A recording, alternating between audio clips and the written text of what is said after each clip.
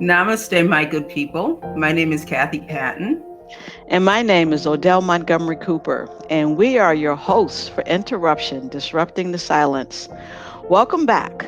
We have 5 remaining podcasts promoting the online production that is scheduled to be online Labor Day weekend. But during these podcasts, I know it's a wonderful thing, but during these podcasts, Kathy and I are going to have real talk, real discussions with you about issues that are raised in the production that have interrupted our lives and probably yours. We'll have honest reflections, discussions, debates, and we're going to laugh at our gullibility in life. The name of the podcast is depictive of what happened in my life a couple of years ago. Um, I was a mother. I could finally breathe. I had 2 children who were in their 20s, and my children had finally discovered their niche in life. Until one day in April, my son Coop became the casualty of gun violence and was murdered by mistaken identity. That night interrupted my life, and this is why we are here today.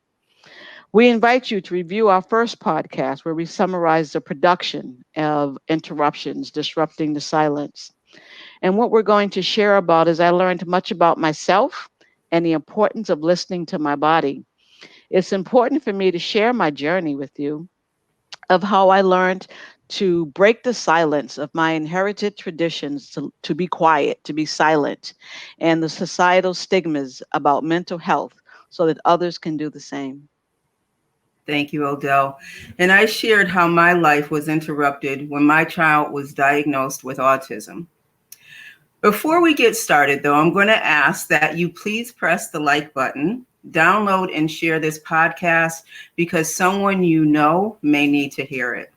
I also want to thank you for watching our first podcast. We received a few questions via social media, and a lot of them we responded to already by email or in personal conversations. But there was one question that we wanted to save to have a discussion this evening on. Odell, a lot of the viewers sent in asking you the question, Mm. what happened? What actions happened, legal actions happened as a result of the death of your son? Hmm.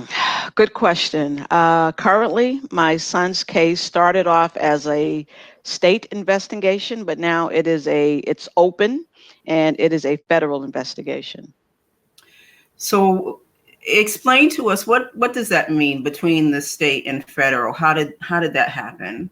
Well, good question. My son was actually murdered in the city of Hamden. Hmm. And through the investigation, they discovered that the alleged murderers had other priors of illegal activities that were taking place interstate through other states Hmm. and were being investigated by federals. So when it's interstate, it's no longer a state case, it becomes a federal Right. case. Okay. So instead of Connecticut charging these individuals with the murder of my son in Connecticut, they grouped his case with the other pending investigations, and that's how it became a federal investigation. So, what was actually happening was I was dealing and communicating with Hamden detectives and ATF detectives at the same time. Hmm. And so when you take a look at the production covers about 4 years of my life from the night my son came home from New York because he lived in New York, and 4 years after his death, which pretty much takes us to after the brain aneurysm, which is how we got to this podcast of how did we get here. So, Kathy, we talk about this, we joke about this growing up when we Right. listen to our parents who are telling us when we're young, who tell us everything we're supposed to do in life. They tell you to go to church, stay in church, finish high school, go to college, graduate from college, want you to get a good job, then they want you to get married, have 2.5 kids, buy a house, have a dog, never a cat, but have a dog, The and on dog. your house have a picket fence. Well, that was what my mother told me my life. And that was what she painted for me as the happy life, the American dream. And, I did all of that, minus the picket fence, of course. But nowhere in this script of church, marriage, school, college was I ever prepared for being a mother of a murdered son, being able to, no one said you're going to have health issues. How do you deal with that? Make sure you have insurance. So, PTSD, depression, having a brain aneurysm.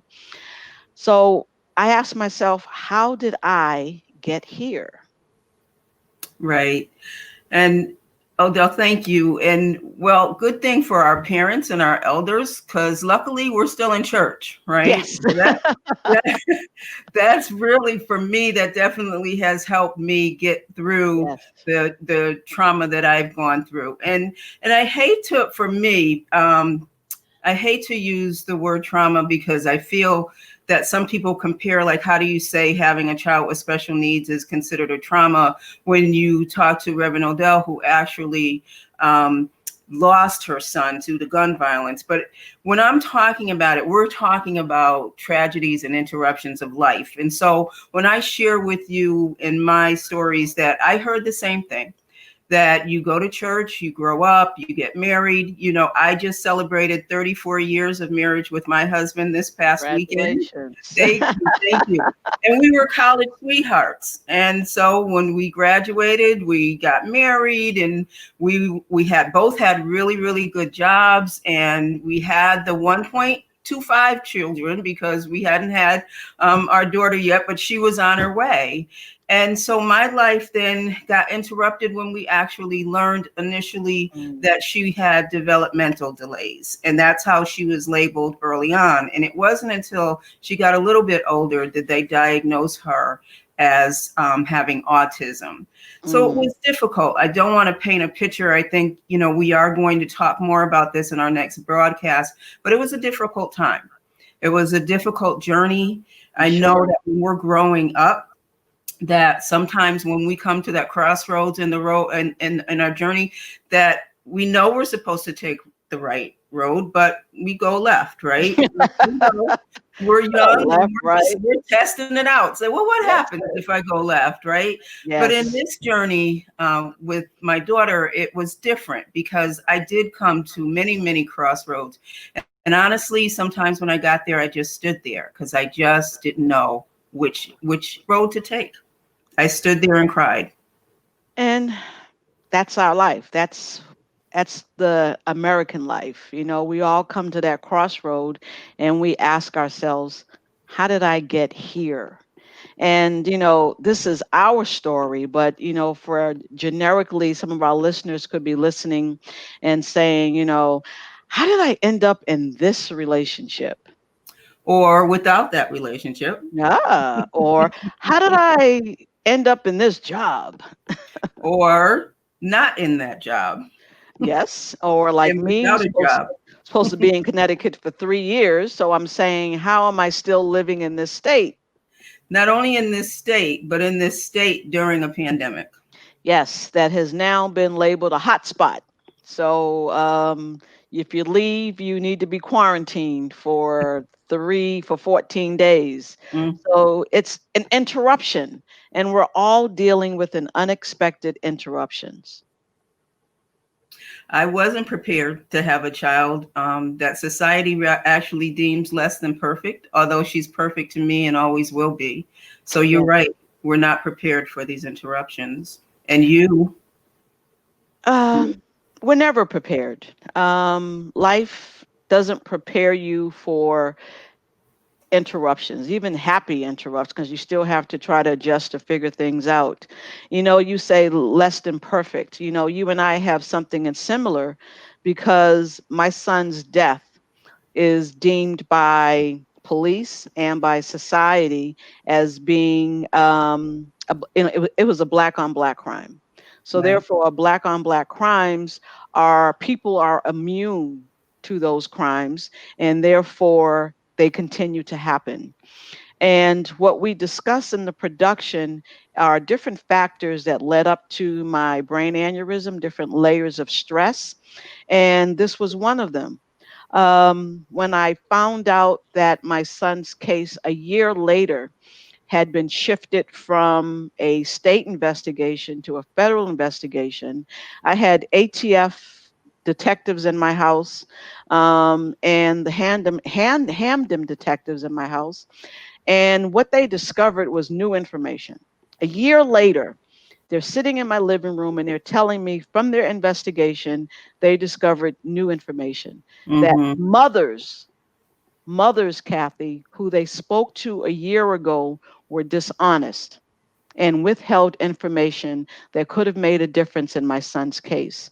And that was the most difficult thing to hear that another mother who knew these alleged murderers, knew that they came to their house and bragged about, I'll use somebody's name, bragged about shooting Pookie in a particular location, and then finding out the next day that it wasn't Pookie. Pookie was still on Facebook. Pookie had gone to work. And whoever Pookie is, I God bless Pookie, and I really hope Pookie turned his life around because he dodged a bullet. But they learned that they killed an innocent man. They Mm-hmm. learned from the newspapers that the man that they shot didn't even live in this state anymore. That we, as his parents, I relocated my son in New York so that he could have better options and Right. not look the same as everybody else in Connecticut. And I wanted to give him that choice. And he was living his life. He was in his dream. But these mothers, Kathy, they sat in my living room and said mothers were dishonest, did not give them the information. The ATF detectives were telling me what they had discovered. And Mm-hmm. my anger just began to fester inside of me to know that another mother held on to information that could have made a difference in my son's case a year later. And Kathy, I tell you, there's no difference in that mother who held off information about knowing what these proposed murderers did, where the gun was. They made a mistake. They took someone's innocent life. They knew information and said nothing. To me, these mothers are no different than the cops who stood by and watched George Floyd be murdered or Sandra Bland be murdered in a prison cell.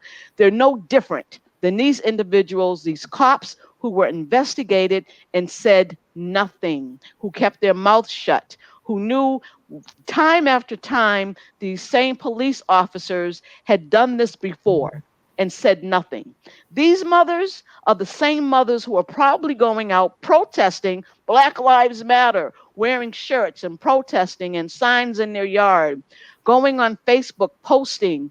These mothers are hypocrites. Mm-hmm. To Mm-hmm. me, they are the exact same as these police officers who did nothing and stood by and watched an innocent person die. They're no different than these hate crimes where a neighbor knew that someone was going to go out and kill someone just because of the color of their skin and said nothing, did nothing. To me, these mothers, I don't know this world, but these mothers who said nothing, to me, they're hypocrites. They need to turn in their black card, their Mm-hmm. Black Lives Matter mask, because Mm-hmm. they are no different. So it's okay that a black man can be innocent black man can die at the hands of another black person, but it's not okay if a black man dies from a cop or a hate crime. It's Mm-hmm. hypocrisy. It's wrong. And Black lives, that's when I say all Black lives matter. Oh, Blackwood. That's a very Sorry. difficult. Gosh. No, take a minute. Take a minute. And I know that that's very difficult for you. I want to jump back a little bit in your comments. You said two really key things to me.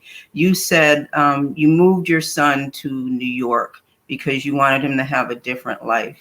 Yes. Um, were you worried about him living in Connecticut? Were you worried about the people that he was around, or um, did you just wanted him to do something different and be in New York? I wanted him to do something different. To me, all the young men that his age, they all look the same. Mm-hmm. I would drive down the street and I would look and I was like, "Is that my son?" And because they all look the same, so Right. we lived in suburban urban, so it wasn't his friends that I was worried about. His friends had graduated from high school and had gone to college and was working in their careers. So it wasn't the friends, it Mm-hmm. was just life. Life in New Haven. And for some reason, my son just loved rap music, which I hated. And, but even those friends were still good friends. Right, But right, it's right. just it's life. It's what happens, and I wanted him to have other opportunities other than being in New Haven.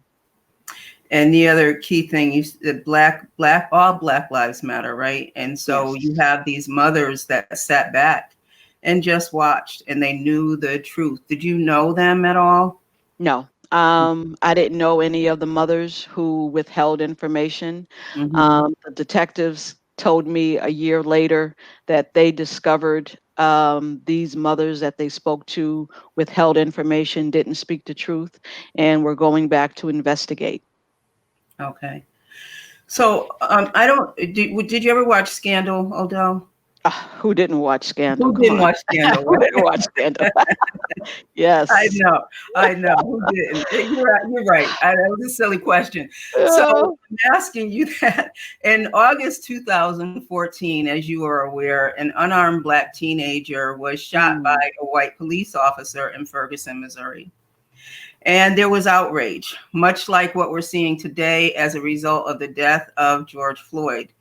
And while you and I could spend a year on doing podcasts on stories, since more than 10 million slaves were transported during the 16th through the 19th century, and that killing and the injustice of Black people is not new, nor has it ever been okay. But that's I'm not right. going to digress to that. Um, but to make a powerful statement regarding this Ferguson tragedy, the creator of Scandal, Shonda Rhimes, aired a very Mhm. special episode entitled The Lawn Chair. It was Ah, starring Courtney Vance yes, I and, of remember course, that. Kerry Washington. It was one of the most talked about episodes in Scandal. And if people have not had the opportunity to watch it, I will tell you it was in season 4, episode 14. Again, it's called The Lawn Chair. While we can't air the entire episode, there was a segment that was so powerful and unfortunately, reminded me of you and so many other families who lost a loved one to unwarranted gun violence. And I think we have a clip. Yes, we Okay, do. great. I never let Brandon leave the house without saying where he was going. I never fell asleep until I heard his key turn on the lock. No being around girls. We fought about that one a lot. It may sound so simple to you, but I just kept saying to myself, get him to 18. Get him a diploma. Don't let him end up dead, locked up.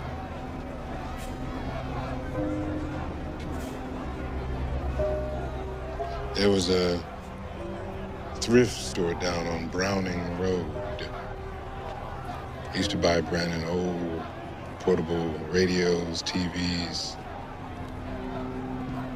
calculators, cheap crap. Because he loved taking stuff apart, seeing how it worked. He always had a mind for that kind of thing. He was going to do the apprentice thing after graduation, become an electrical contractor. And even though he wasn't going to college, I put a University of Maryland sticker on my truck anyway, so if he ever got pulled over, the cops wouldn't think he was just a thug.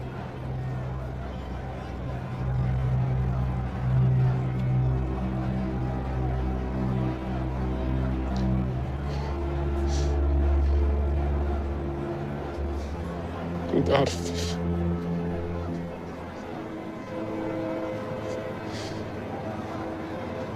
without a future.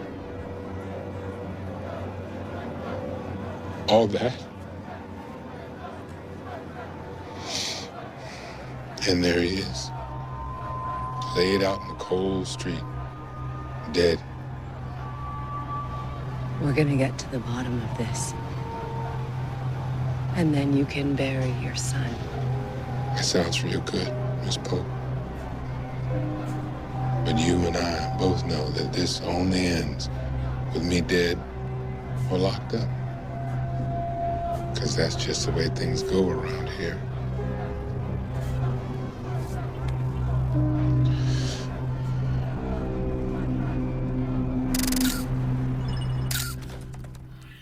So, Okay. Odell, when you watched that clip, and I know how difficult it was for you, tell me, what are the similarities? What are you feeling when you see that? When I watched that clip, um, a mother could not have done that. A mother, I just say I could not have done that, placed a chair over my son's body as he laid in the streets. That was something I guess only a father can do. When I was learned that my son was shot, I didn't know that he was dead.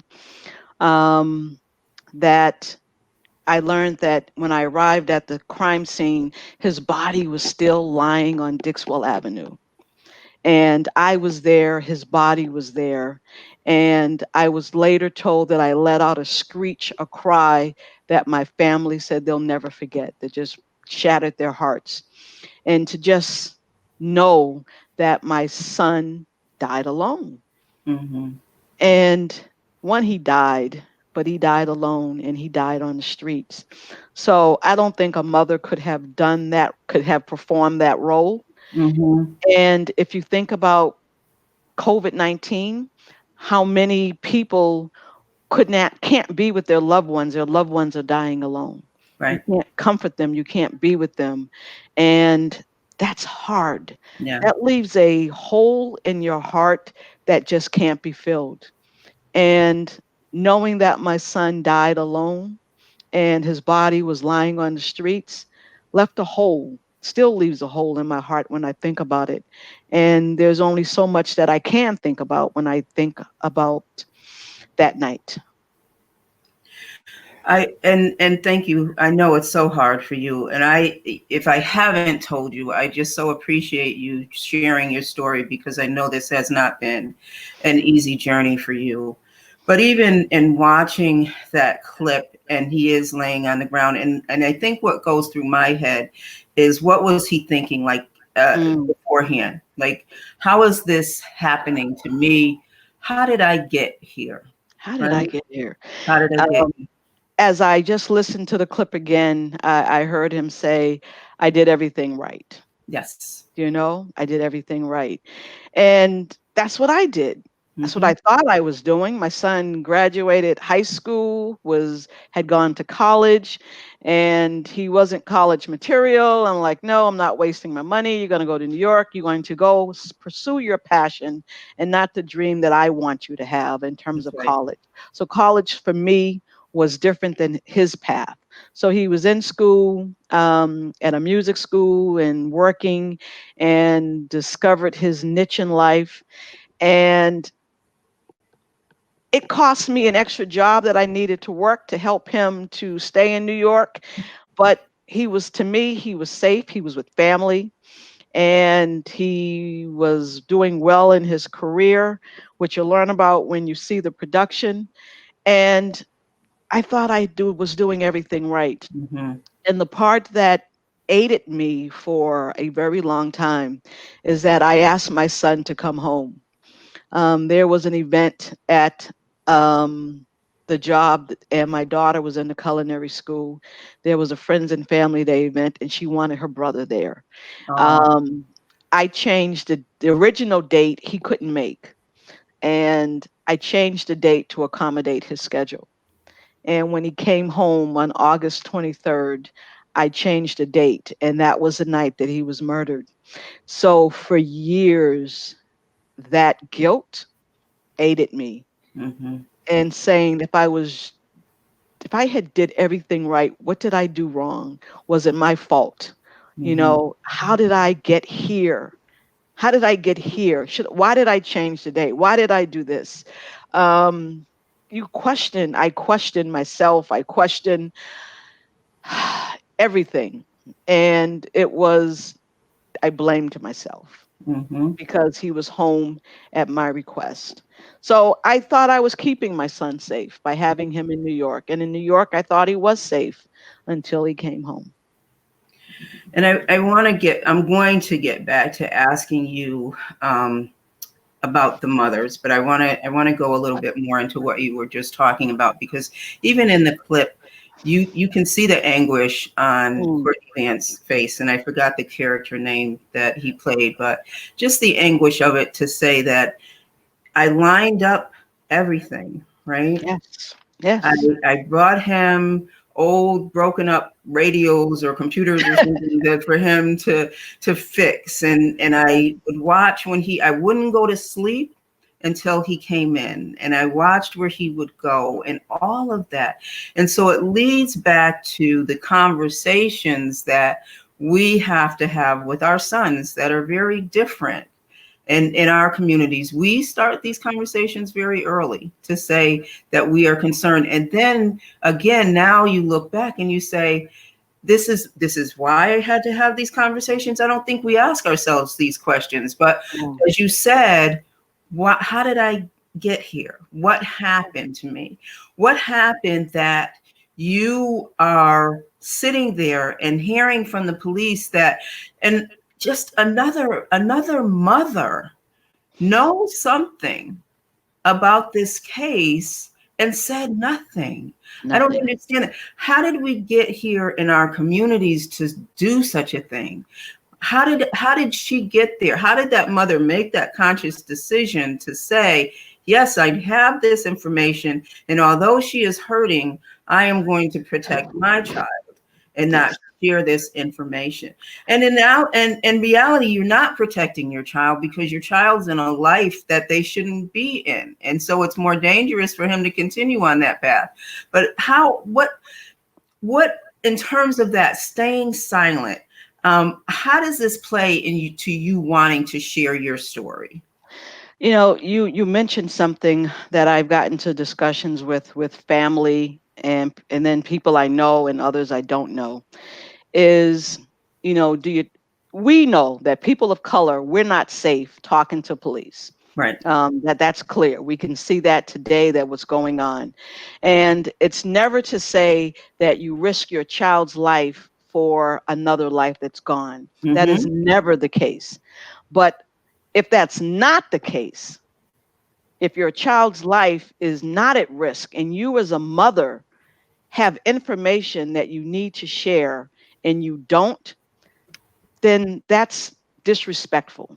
And Right. I'm calling it a hypocrite, and I don't understand it. So you ask about interruptions. Why do I want to do interruptions? So interruptions is for mothers whose sons were murdered by black on black crime, and their voices we're told to be quiet, we're told to be silent, our cases are mute, our cases don't exist, we're left to suffer in silence, we're left to be quiet and to be ignored. Interruptions is for us, is for these mothers like me Mm-hmm. who are sitting here today and still trying to figure out, how did I get here? Right. How do I breathe?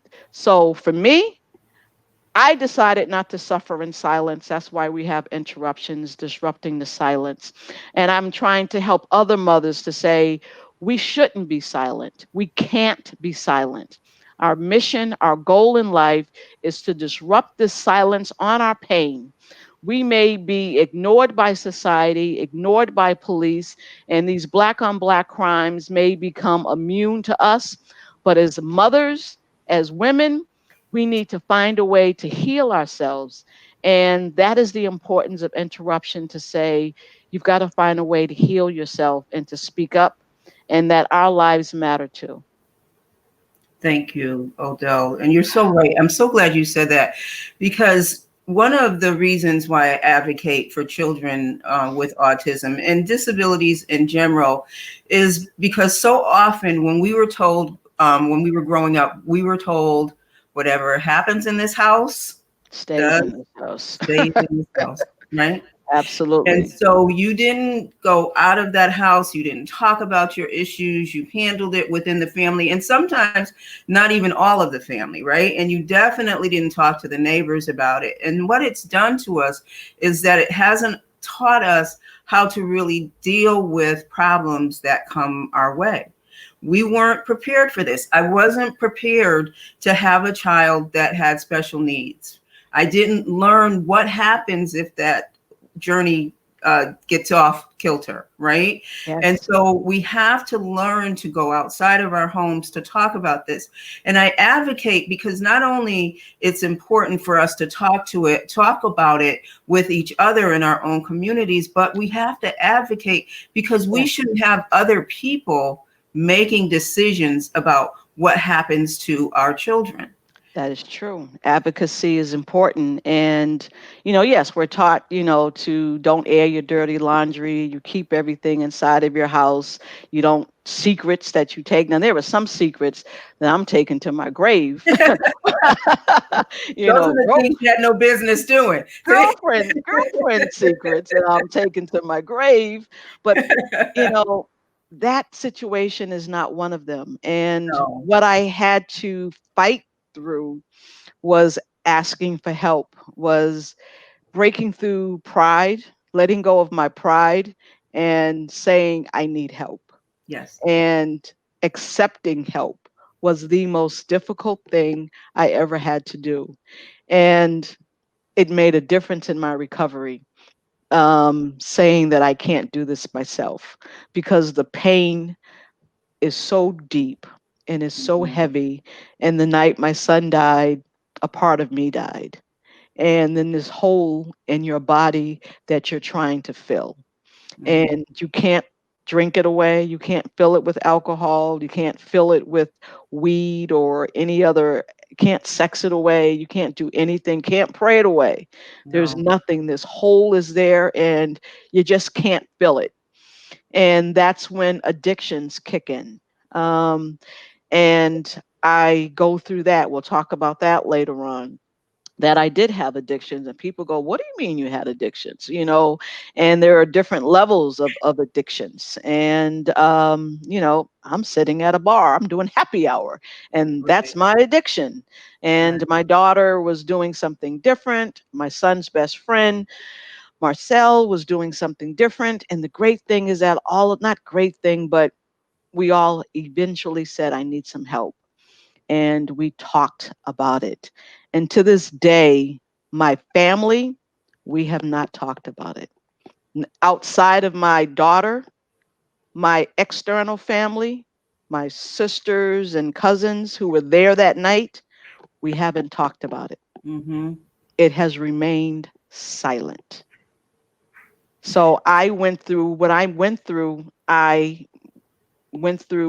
going through without them.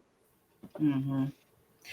So when you said you talked about it in your household, what did Yes. that look like? What did that look like for you? Oh, it took a long time. It took a long time for Jackie and I, my daughter and I, to see one another, Mm-hmm. because each of us are grieving. Our bodies are traumatized, and we're dealing with the loss. Not just the loss. It's not a passing. It's the murder. Right. He was home. We were together. Had a beautiful day in the program, and 12 hours later, he's murdered. That's traumatizing. And it took us a year, and we asked for help, and eventually we decided that we had to go to counseling. I decided to go first, and counseling was very helpful for us. Okay. And, so I have a question for you. Yeah. For counseling, having a daughter who's autistic, did you go to counseling? Did you find counseling helpful for you? So that's a really good question. So I believe in counseling. I think it's very helpful for people. But honestly, Odell, I think that when I was going through everything with my daughter, I never even thought about going to counseling. I didn't Mm, know that it was available. And then the other aspect of it was just that I was raising my son. I was working, and with our daughter, we had appointments almost every day. We had people coming in and out of the house, physical therapists, cognitive therapists. Okay. Every therapist that you could think of was coming in and out of the house. And if they weren't here, then we were taking her to the doctor. And quite frankly, I was still working and I was exhausted. I was Yes. exhausted. And I didn't even think about, I don't remember thinking about me. I don't ever remember that time to be able to sit and say, I think I'm not doing really well through this. I don't remember having those conversations. I don't know whether I didn't have those conversations because I wasn't understanding how to release or I was afraid to release. One or the other. But I didn't even think about counseling. I think I was just merely existing. Yeah, I can relate to merely existing because we look the same. We look the same. We re-enter the workforce and people look at us and they think we're the same, but on the inside, we're not. Right. When did your body, again, I ignored the signs of my body. Was your body telling you that something was going on differently? I not initially. It wasn't because I didn't know what to look for. Remember, That's true. right? I remember Yes. I was just going through the motions of day to day. And so I didn't know what to look for. And I don't think, I mean, there were times and I was horrible to her physical therapist that would come in the house. I was horrible to her. And I remember that I was horrible to her. I don't remember doing it at the time, but I remember after, like, oh my God, I was horrible to her. Because whenever she would move her, well, you know my daughter very well. And Yes. so, and many people do, and no one would know that she actually did not walk until she was 2.5. Okay. She did not speak until she was 4. Mm. And no one would know that now because she talks all the time. But She's making up for it. when the physical therapist would come into the house, she would move her muscles because, sitting at home now, working at home, we're all getting stiff, right? Not moving. Yes. And so she didn't know how to move her muscles. And so the physical therapist would move her, not to harm her, but so that her muscles would not get tight. And Okay. she would tell me, I know that she's crying, but it's only because it's uncomfortable. She's not used to using these muscles. And I did not like her. Every time she said that, I just wanted to like smack her. And You? Yes, I'm saying if she's crying, then this can't be good for her. Okay. And so, but I don't remember being that way directly to her. I think the reality came in when I had to, and we'll talk about it, but when I had to make a very important decision for her, and that's when I ended up praying to a point where I prayed and learned to leave it. But it wasn't a 5-minute prayer. That is a prayer that until you go through something, Yes. that you don't realize that you have just cried for 2 hours in prayer. That's when you're knocking constantly. Knock, knock, knock. Yes. I found myself constantly every night being robotic. You say you were robotic. Yes. Just going through the motions. I re-engaged, went back to work, and was the wrong thing to do because that's what we're taught to do. Yes. So I did everything that I was conditioned to do, but the inside of my body was not there. No. And when you say you were angry with her, you didn't say the word angry. What did you say? You was with the therapist. You didn't use the word angry. I think I said hated her. Okay, so If you hated her. I mean, I don't hate her now. I did. I felt anger. It was just something. And it wasn't until you asked me, when did I realize did my body ever react? And it didn't react until actually I had that crying 2-3 hour prayer. And I woke up and realized, what have I done to myself? What have I missed with my son? And I realized Yes. that I realized then that because it was out of my control.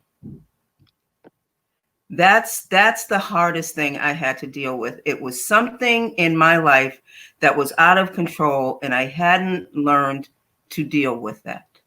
Yes. Let's go back. You said we are supposed to go to college, and we were supposed to get the good job, and they Yes. get married and have the 2.5 children and have the house. Yes. I had all of that, and something interrupted my life that I wasn't prepared for. And I think I went internal to myself, and it was over a period of 2 years, because I don't remember much in those 2 years. I don't.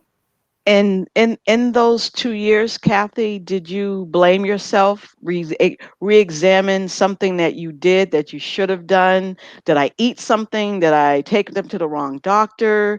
I mean, there are so many reasons they talk about for autisms, whether it's a immune shot or something that's hereditary. When you found out that your daughter was autistic, did you yourself blame yourself or question yourself?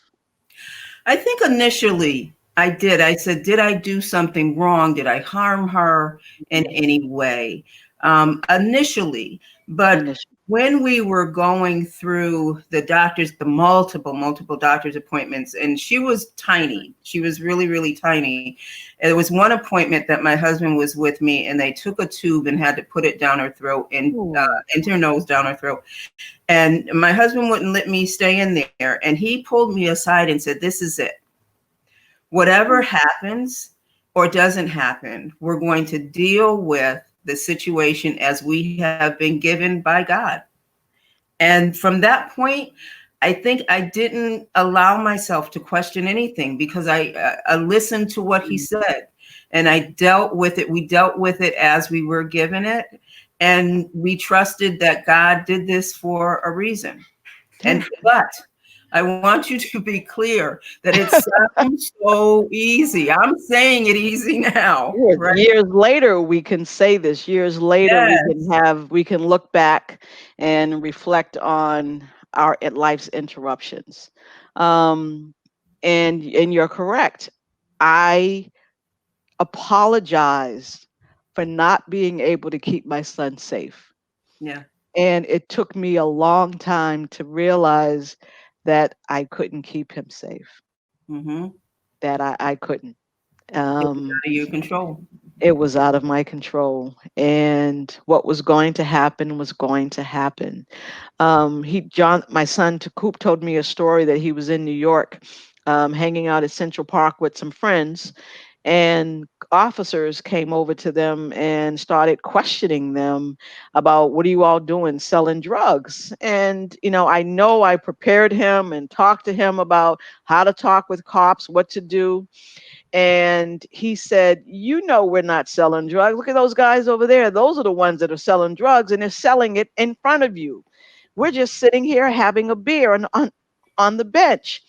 And his sister and brother-in-law are detectives in New York. And thank God they gave him a card to say, you know, listen, whenever you get anything happens to you, someone questions you, show them this card. Here's our name. And he said, listen, my sister is a detective, my brother-in-law. And I think, I honestly think because the last name was Italian, it made a difference. And the detectives knew them. And John said then he started flexing. Coop started flexing, Uh-oh. shall I call them? I need to call them. And it's like, Uh, but the detectives left him alone. And that could have gone wrong in so many different ways. And I wasn't there. Um, and I thank God for that level of protection from his sisters. And I'm thinking, okay, you're in New York, you've got family, you've got protection, you're detectives, but we still can't protect our children. We can't and keep them safe. And our parents did not say you can potentially give birth to a child that's not healthy. You That's right. know, they didn't say be prepared for an interruption, be prepared for your child not finishing college or not wanting to do a 4-year program or wanting to do something else. That's right. They didn't tell us that. They didn't tell us 4-year college, debt, student loan debt. They didn't tell us any of That's this. right. That's Um, absolutely right. And so yeah, I know that you had asked me, did I go to a counselor? And we kind of covered a little bit because you said something significant that made Jonathan. This all was created because of a conversation you had with Jonathan. And for those that yeah, may not have heard that part in the first podcast, what was it? Because you are very open about the fact that you wouldn't be here if you hadn't, first of all, had your faith, but even beyond the faith, as you said, you can't pray your way through this, but you did go to see a trauma specialist. And yeah, so while you were there, what was it that you learned to say about yourself? And again, shared with Jonathan that actually created your whole writing of interruptions. it took a long time to get to the counselor. I've had people at my church wanting to, grief ministry, wanting to come. And I'm like, nope, don't want you. I'm not grieving. I'm mad. I'm angry. I'm not grieving. I'm angry. I'm pissed. And someone suggested that I go to counseling, but in our communities, people of color, we're told not to go to counseling. That's right. Counseling is not something that we do. And something that we were told, pray more, have more faith, have a drink, go to sleep, smoke a joint if you have to, but, you don't go to counseling. And it wasn't working. And I had friends, very close friends, who said, this is what you need to do. And I was in a leadership program, the CLP leadership program with the Gronstein Foundation. And in my cohort was someone who was a trauma specialist. And she was good at what she did. And I knew she was good at what she did. So a friend called me and said, you need to call her. You need to call Dr. Hadar because she wants to talk to you. And I figured, oh, at least she knows me. I don't have to reintroduce myself. I don't have to tell my background, my story. But even it didn't matter because when I sat in her chair, I was still angry and I didn't want to talk. And she acted like she didn't know me and started asking me questions that I thought she knew. And I still had to tell the story. And I was angry because I had to tell the story. I had to paint the picture of why I was angry, to paint the picture of why I couldn't sleep, the hole that I was feeling, the thoughts that I was having in my head, the conversations, the angered conversations I'm having with God, not talking to my friends, going to repeated happy hour, drinking myself, 3 drinks, I'm done. So Mm-hmm. me, I'm drunk. And friends dropping me off. But some people go 3. I'm like, yeah, 3 is my limit. If I have 3, I'm Mm-hmm. done. But then getting up the next day and going to work and still being miserable. And it took her a long time to figure me out and to realize that in order to talk to Odell, I need to be direct, I need to be clear, and she needs to understand the process. And she gave me that. She said, I'm just going to tell you the way that it is. And if she was black, she would have said, I'm going to tell you the way that an IS is. This is what you're going to do. And she was clear, she was direct, Yeah. and let me intervene my faith with counseling. There were some things I wanted to do, some things I said, nope, you can't answer that. It's between me and God. Only God has an answer for that. And in God's time, God will answer me in terms of why God did not save my son, because that was a question that I had. And yes, God answered. And we talk about it in the production. Mm-hmm. Um, but that was very difficult going to counseling. But I had my sorority sisters, my friends, um, family who helped me. I could not have gotten through with all three. In my family, of a wide network of church, community, friends. My sorority sisters put together a weekly list after I had the brain aneurysm, and they brought food over. Um, but how do you do that? How do you say, Yeah. yes, feed me? How do you ask for help? How do Right. you ask for help? Yeah. That's difficult. I don't think I ever shared this with you, but you were, now's a good time to do it while we're on a podcast, right? Okay, I think. do you, do you were, when you started going back to work, one of the things, because you shared with me that you were going to go back to work, and I remember asking you, are you sure? And you were so adamant that, yes, I have to. I have I to. have to go back to work. And then whenever you would come by, the one thing that you would always say is, I should be better now. I should be doing better than I'm doing right now. And I let you say that for a couple of visits. And I remember one visit saying to you, who told you that? Why should you be better now? Quite frankly, the fact that I told you, the fact Yes. that you were sitting up in a chair dressed, when I know I probably still would have been in a ball in the corner somewhere in my room. And I remember you were very adamant about having to move very quickly. And was it because you were trying to get through the grief, thinking that it was going to end one day, or? I had a combination. I had people telling me, get over it. You should be, they would call me and say, how are you doing? And I would say, I'm not, but you're okay though, but you're okay though, but you're, God blessed you. He woke you up this morning. You're okay. And I'm like, and for me, yeah, God woke me up, but I'm still feeling like crap and I'm still pissed. I'm That's right. angry. That's right. And I was conditioned to believe that I should be further along. Part of being a project manager, we have timelines. And okay, counseling 2 weeks, check. I should be here, check. I'm getting up, going to work, check. I should be here. What's the next phase? What's the next milestone? And I had to learn, and you said it, and I had to learn that this is it, sweetheart. There, you take your time. There's no timeline of when you're going to get through this. There's no timeline. And for me to have a brain aneurysm on my son's birth date sent a serious message. Mm-hmm. And when 8 months after you asked a question about talking to Jonathan Berryman, who God used to push this projection, I said, you've got to tell your story. And I'm telling him the godly interventions, the struggles, the trials, the triumphs. He said, you've got to tell the story in the arts. And I'm like, Jonathan, I can't write. I can't talk.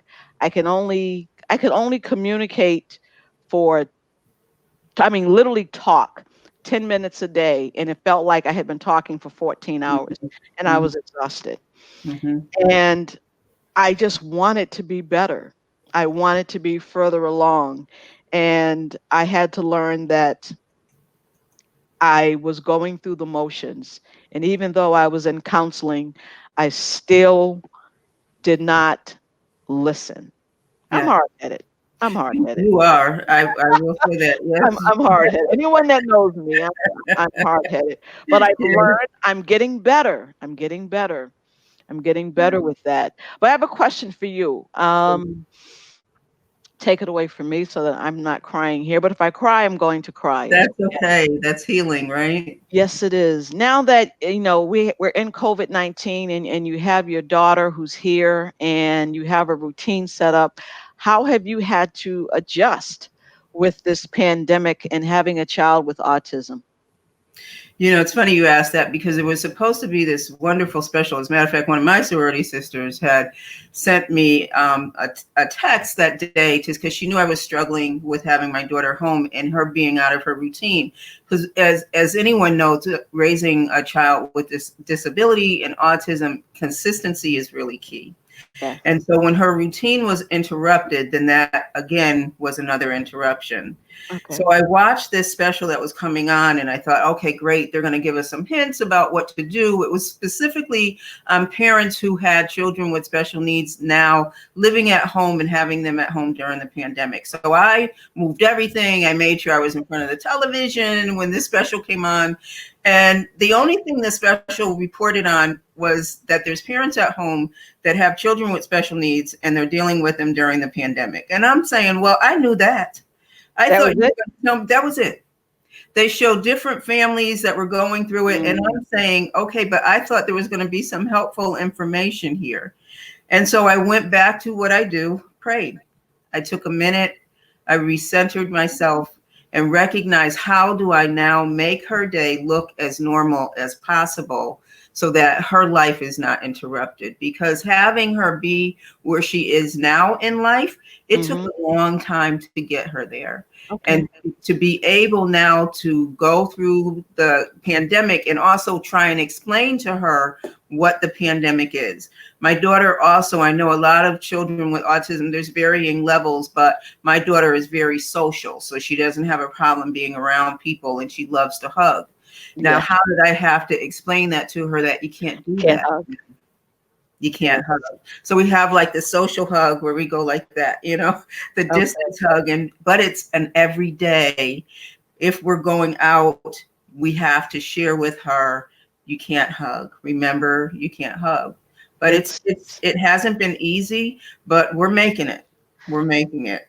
And I commend you. And it's not easy. This pandemic for me is another layer of stress on top of Black Lives Matter because Black men are being murdered in the streets.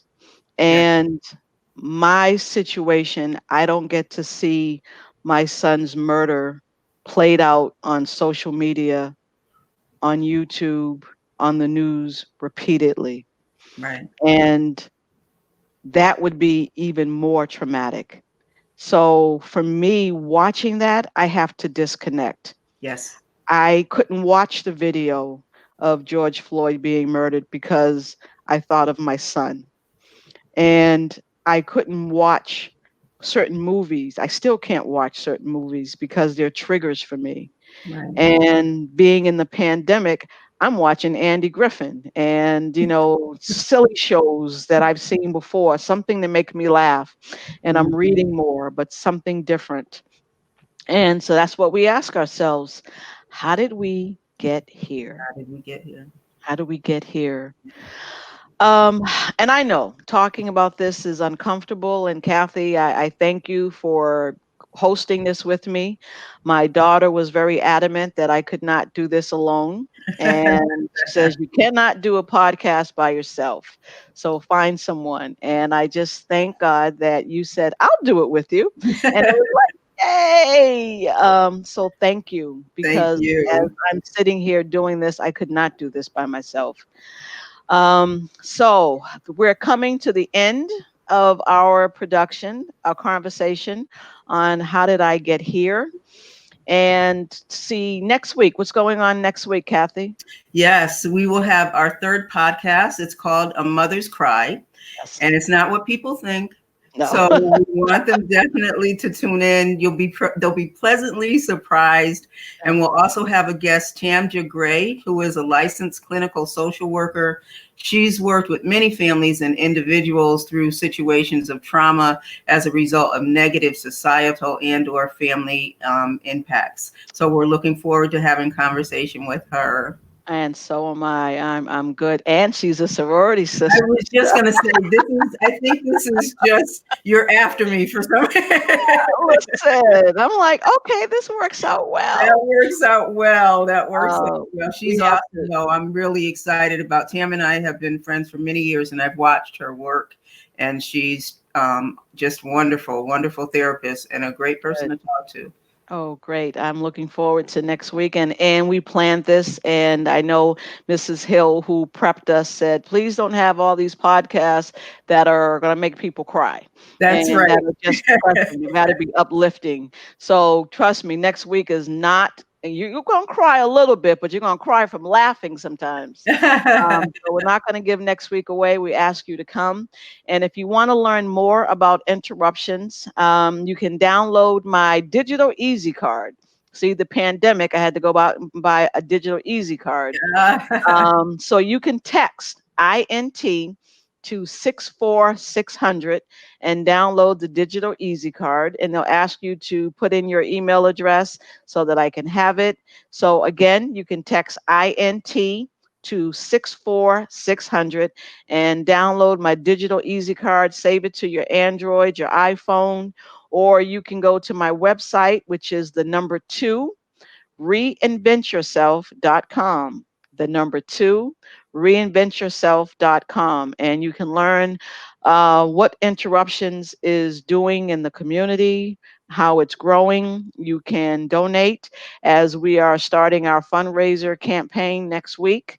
And interruptions is taking on a life that I had not imagined.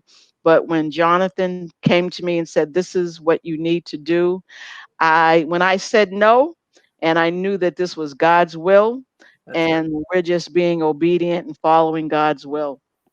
So we thank everyone for listening. Please listen to our podcast from last week, which was called A Thought Was Born. Today's podcast was How Did I Get Here? And next week is A Mother's Cry. So, our closing to you always is no matter how dark the clouds may seem in your life, when you rise above them, the sun is always shining.